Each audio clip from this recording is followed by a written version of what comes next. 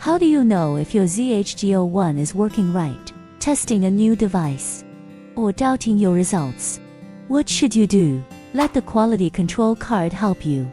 The quality control card is used to check whether the meter provides correct test results. What to do? Fix it in 2 steps.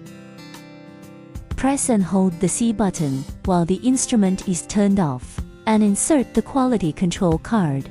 Insert the card with the electrode area facing up into the measuring port. Reading the results. The meter performs adequately when control test falls within the range 97 to 104 mg per deciliter, 5.4 to 5.8 millimoles per liter. If the result is within the ref range, the meter is working properly. If you don't press C button when you insert the quality control card, the meter will show ER2.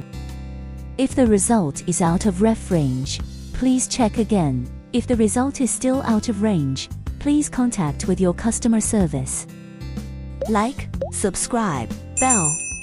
Know myself, enjoy my life.